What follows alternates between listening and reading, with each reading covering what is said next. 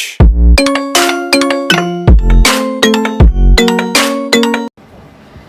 Good morning, students. Now again I am with you. So now I am doing to हम लोग 1863 तक की बात कर चुके थे, जिसमें वुंट की एक किताब छपी थी और वो किताब थी lectures on the mind of man and animal. तो यहाँ पे हम दूसरा अब 1864 से हम स्टार्ट करेंगे। तो 1864 में वुंट की पदोन्नति हो गई और 1867 में उन्होंने हाइडेलबर्ग में शरीर क्रियात्मक मनोविज्ञान का एक पाठ्यक्रम सिलेबस पढ़ाना शुरू कर दिया। उनकी पदोन्नति हो गई, वो कुछ कर सकते थे अब साइकोलॉजी के लिए, तो उन्होंने किया और उन्होंने शरीर क्रियात्मक मनोविज्ञान को पढ़ाना शुरू किया। कब? 1867 में। उनका देखिए, हम साइंटिफिक हिस्ट्री में पढ़ रहे हैं तो every date and year is systematic here.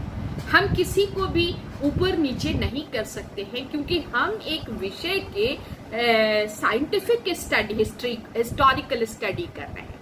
तो 1864 की बात मैंने की कि वहाँ वुंट की पदोन्नति हुई और फिर हम इसकी बात कर रहे हैं कि 1867 में उन्होंने हाइडेलबर्ग में ही शरीर क्रियात्मक मनोविज्ञान को सिलेबस में जोड़ा और उसको पढ़ाना शुरू किया। That's all. उसके बाद से अच्छी तरह से दिमाग में डाल लीजिएगा, हम क्वेश्चन जब पूछेंगे तो फिर आप लोगों को माफ नहीं करेंगे। That's all. इतना भुगते हैं मेहनत करके सिर्फ आपके लिए, लेकिन आप लोग एक भी हमको कोई क्वेश्चन बना के नहीं भेज रहे हो, कोई टास्क नहीं कर रहे हो। तो शकीला मैम सॉफ्ट कॉर्नर है, आप करा नहीं भी करा तो वो तो डांटेंगी नहीं। तो ऐसा नहीं है, हम जब डांटने पे आएंगे ना तो समझ लीजिएगा। चलिए अब आते हैं। तो पढ़ाना शुरू कर दिया और जो इतिहास में अपने ढंग की पहली घटना थी, और इसी के परिणाम स्वरूप उनकी प्रसिद्ध पुस्तक ग्रंडजूक, बहुत बार मैंने आप लोगों को क्लास में बताया ग्रंडजूक के बारे में, अर्थात ग्रंडजूक का इंग्लिश अनुवाद था principles of physiological psychology.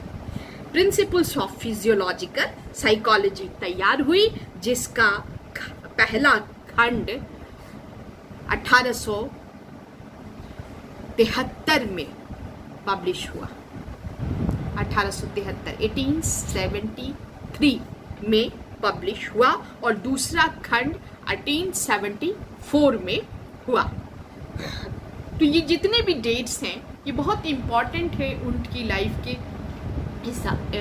Int को समझने के लिए, और ये संस्करण 1874 में आया। पहला खंड 1873 में और दूसरा 1874 में। ग्रंडजूक, इसका इंग्लिश अनुवाद था प्रिंसिपल्स ऑफ फिजियोलॉजिकल साइकोलॉजी। ठीक है, तो बहुत ही ये कहते हैं कि 37 वर्षों में इस पुस्तक का 6 संस्करण हुआ, जो इस पुस्तक के बहुत महत्वपूर्ण होने का प्रमाण है। इस पुस्तक का यानी ग्रंडजूक का, जिसका इंग्लिश अनुवाद है प्रिंसिपल्स ऑफ फिजियोलॉजिकल साइकोलॉजी, तो इसका अनुवाद आया और इसके 6 संस्करण 37 वर्षों में छपे। तो ये बहुत बड़ी बात है, ये इस बात का सूचक है कि ये किताब अपने आप में बहुत ही अनुपम थी और इसका कोई भी जवाब नहीं था। तो बहुत ही इम्पोर्टेंट साबित हुई ग्रंडजूक। इसी पुस्तक ने मनोविज्ञान को एक प्रयोगात्मक विज्ञान के रूप देने का काम किया और एक स्वतंत्र विज्ञान के रूप में साइकोलॉजी को independent from the field of philosophy निर्धारित कर दिया और स्वयं इस नए विज्ञान की पहली पाठ्य पुस्तक हुई। तो सबसे पहली किताब जो है साइकोलॉजी की, जिसमें कि फिजियोलॉजिकल साइकोलॉजी पर प्रिंसिपल्स ऑफ फिजियोलॉजिकल साइकोलॉजी यानी ग्रंडजूक इन द जर्मन लैंग्वेज, तो ये जो प्रकाशित हुई यही इसके 2 संस्करण में छपी।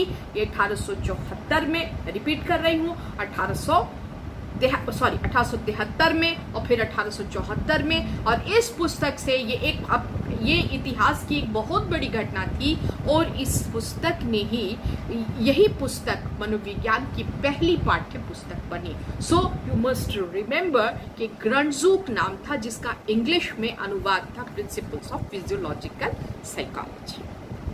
दैट्स ऑल, यहाँ तक हम लोग आ गए। और ये 6 संस्करण छपे थे। कितने सालों में? 37 सालों में। इसको आप बार बार, इस वीडियो को पार्ट 3 स्टूडेंट्स आप लोग इसको बार बार देखिए। ये तीसरा क्लास हम आप लोगों को दे रहे हैं, तीसरा क्लास है। क्लास भेजने में अगर ऊपर नीचे हो जाता है तो आप लोग उसका फर्स्ट, सेकंड, थर्ड ये मिला के सीक्वेंशियल ढंग, सीक्वेंस में लिया कीजिए ताकि आपको समझने में दिक्कत नहीं हो। तो ग्रंटज़ूक बन गए। याद रहे कि ये बात बिल्कुल याद रखने की है कि ग्रंटज़ूक का पहला खंड छपने के साथ 1873 में वुंट हाइडलबर्ग में थे और दूसरा खंड छपने के बाद के वक्त 1874 में वो हाइडलबर्ग छोड़ चुके थे। हाइडलबर्ग में ही उन्होंने फिजियोलॉजिकल साइकोलॉजी की क्लासेस शुरू कराए थे, लेकिन 1873 में वो वहाँ से जा चुके थे, हाइडलबर्ग से छोड़ चुके थे। घटना इस प्रकार घटी कि बर्लिन विश्वविद्यालय के मैग्नस एक प्रोफेसर थे भौतिकी शास्त्र के, यानी फिजिक्स के प्रोफेसर थे मैग्नस का। वो उनका डेथ हो गया 1870 में हो गया और वो पद 1871 में हेल्महोल्ट्ज़ को दिया गया। देखिए कैसे घटनाक्रम बन रही है। 1870 में मैग्नस का डेथ हुआ, कहाँ? बर्लिन यूनिवर्सिटी में, और वो पद जो है वो हेल्महोल्ट्ज़ को दिया गया। हेल्महोल्ट्ज़ का नाम भी आप लोगों को बताएंगे हम, कहाँ पे आएगा वो भी हम बताएंगे। हेल्महोल्ट्ज़ बहुत ही इम्पॉर्टेंट रोल रखते हैं साइकोलॉजी में और ख़ास करके नर्वस सिस्टम के क्षेत्र में। उन्होंने मेढक पर, ये बात अब डाइवर्ट हो रही है लेकिन class face to face class होता तो आज इसको हम डिस्कस करते, लेकिन हेल्महोल्ट्ज़ को वो पद दिया गया था 1871 में दिया गया। और वुंट 1857 ईस्वी से हेल्महोल्ट्ज़ के सहकर्मी के रूप में हाइडलबर्ग में काम कर रहे थे। तो हाइडलबर्ग से पहले हेल्महोल्ट्ज़ आए बर्लिन यूनिवर्सिटी और उनके सहकर्मी के रूप में 1857 से ही वुंट उनके साथ काम कर रहे थे। कहाँ? हाइडलबर्ग में। 1873 तक वुंट हाइडलबर्ग में ही थे और हाइडलबर्ग में थे और वुंट की सहज नियुक्ति होना था, पर ऐसा नहीं हुआ।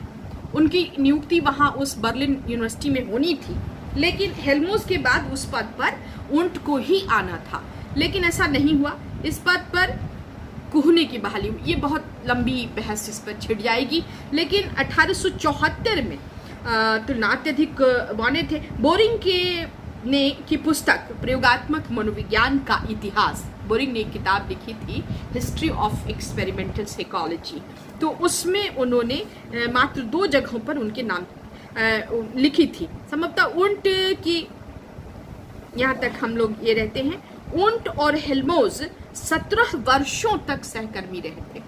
यहाँ से हम लोग शुरू करते हैं, बाकी चीज़ें यहाँ पे यूज़ की नहीं है तो हम उनको नहीं डिस्कस करेंगे। और वुंट के लिए 17 साल हेल्महोल्ट्ज़ के साथ उन्होंने काम किया था, 17 साल काम किया था और अवश्य रहे, पर दोनों में स्वभाव का भेद था। वुंट और हेल्महोल्ट्ज़ में पटती नहीं थी, समझती है ना, पटना नहीं तो सब ये पटती नहीं थी दोनों में। तो वुंट 1874 में 1 वर्ष के लिए दर्शन शास्त्र के प्रोफेसर होकर ज़ुरिच चले गए थे। बिल्कुल कहानी जैसा है, आप पढ़ने का इंटरेस्ट देखिए। जैसे आप लोग धर्म ग्रंथ की कहानियाँ सुना करते हैं, वैसे मनोविज्ञान ग्रंथ की कहानी ही सुन रहे हैं आप।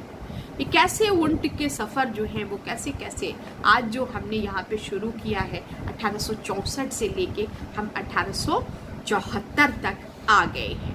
10 सालों का इतिहास अभी मैंने आप लोगों को बताया है। वुंट के साथ हेल्महोल्ट्ज़ का साथ 17 साल तक रहा, लेकिन उन दोनों में स्वभाव का भेद था। तो और ज़ुरिच यूनिवर्सिटी आ गए, फिलॉसफी के प्रोफेसर हो के, दर्शन शास्त्र के।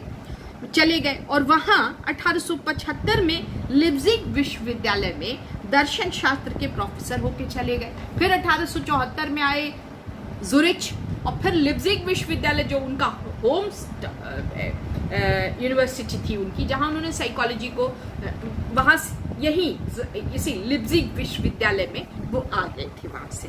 तो कब आए? 1875 में। अब आप देखिए कितना नज़दीक हम लोग आते जा रहे हैं उल्ट के कारनामों की तरफ।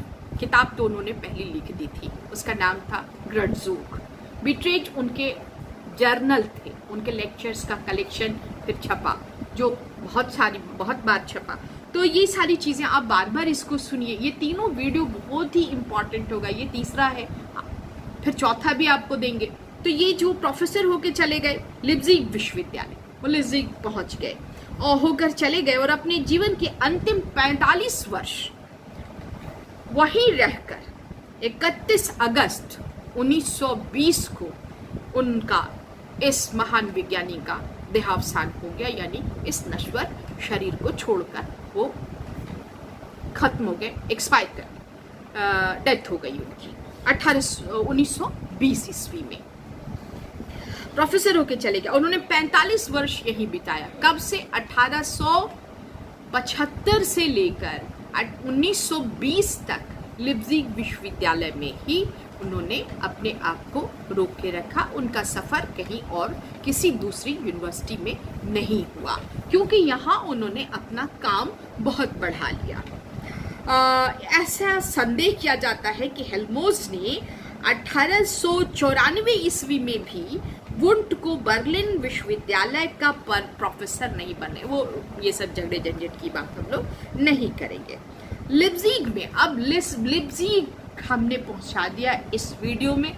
अगले चौथे क्लास में लिप्जिग का सफर हम शुरू करेंगे, यानी हम लोग 1864 से लेकर 1875 तक की यात्रा इस तीसरे वीडियो में कर चुके हैं।